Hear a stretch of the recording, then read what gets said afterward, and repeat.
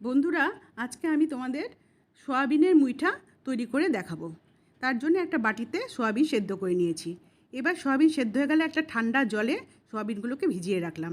এবার মিক্সিতে আমি সয়াবিনটাকে পেস্ট করে নিলাম। পেস্ট করে নিয়ে তার মধ্যে দিলাম লবণ, হলুদ, বেসন, আদা রসুন পেস্ট। সেটা আমি স্কিপ করে গিয়েছি। এবার সেটাকে ভালো করে মেখে নিচ্ছি। ভালো করে মাখা হয়ে গেলে এটাকে আমি ছোট ছোট মুইঠার আকারে গড়ে নেব। মুইঠার আকারে গড়ে নিলাম। এবার একটা কড়াতে তেল বসিয়ে 5-6 টেবিল চামচ তেল দিলেই হয়ে যাবে। ওইটাকে ভালো করে এপাশ ওপাশ করে ভেজে নিতে হবে। দেখো আমি ভেজে নিচ্ছি। এটা যেহেতু তখন ফ্লেমটা অবশ্যই মিডিয়াম থেকে হাই থেকে মিডিয়ামে রাখবে। তারপর ভাজা আমার হয়ে গেল। এবার বন্ধুরা, আমি তরকারিটা কি করে তৈরি করব সেই প্রিপারেশন নিচ্ছি। একটা কড়াতে আমি গরম মশলা নিয়ে নিলাম, আর তেজপাতা দিলাম, আর দিলাম এই দুটো ভেজে নিয়ে সুন্দর গন্ধ বেরোলে দিলাম পেঁয়াজ। পেঁয়াজ যখন ভাজা ভাজা হয়ে যাবে তখন আমি ভাজা ভাজা হলে যখন লাল লাল একটা সোনালি রং আসবে তখন আমি এতে দিয়ে দেবো আদা রসুন পেস্ট। দেখো বন্ধুরা, আমি আদা রসুন পেস্ট দিলাম। এখন আদা রসুন পেস্টটা দিয়ে পেঁয়াজ দিয়ে আর সব কিছু ভালো করে ভাজা ভাজা করে নেব। ভাজা ভাজা করে নিচ্ছি। এই ভাজা ভাজা করা হয়ে গেলে তারপর আমি এর মধ্যে দেব লবণ, হলুদ আর টমেটো দিয়ে দিলাম। টমেটো দিয়ে কিছুক্ষণ নাড়াচাড়া করে আমি এর ভেতরে দেব লবণ আর হলুদ দিচ্ছি। লবণ হলুদ এখনও ভালো করে ভাজা হয়নি বন্ধু, ভাজা হোক, নয়তো লবণের থেকে জল বেরিয়ে যাবে বেশি মাত্রায়। সেই জন্য আমি এবার দেব আমি লবণ হলুদ। দেখো তেল বেরিয়ে এসছে। এবার লবণ আর দিলাম হলুদ। তোমরাও বানিয়ে ফেলতে পারো, একদম ইজি প্রসেস, তোমরা বানিয়ে ফেলতে পারো। আর দিলাম সব রকম গুঁড়ো মশলা, ধনে গুঁড়ো, জিরে গুঁড়ো, এগুলো দিয়ে এটাকে ভালো করে কিছুক্ষণ সাঁতলে নিতে হবে। আর একটা পাত্রে আমি জল বসিয়েছি, গরম জল। এটা সাঁতলানো হয়ে গেলে গরম জলটা আমি কড়াতে ঢেলে দেব। দেখো বন্ধুরা, ভালো করে সাঁতলানো হয়ে এসছে।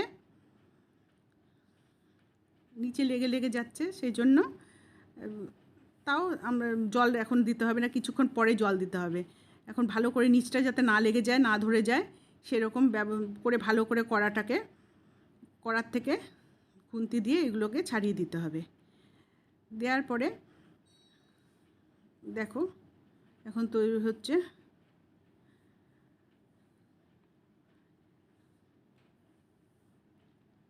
তোমরা চাইলে বিকেলে শুধু এই ঝোলটা না করে বড়াগুলোও খেতে পারো গরম গরম চায়ের সাথে।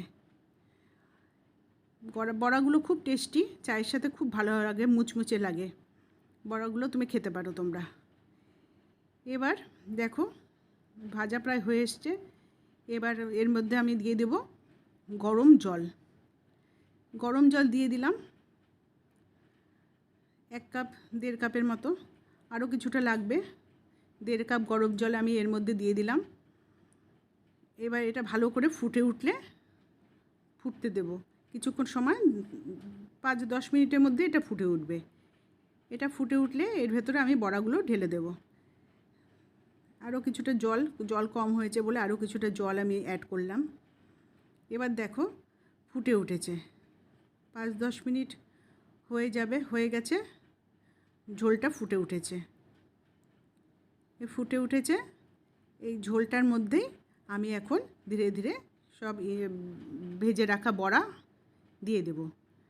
এটা আমি কিছু অ্যাড করলাম। তারপর এখানে আমি দিয়ে দিচ্ছি ভেজে রাখা বড়াগুলো দিয়ে দিলাম। দেখো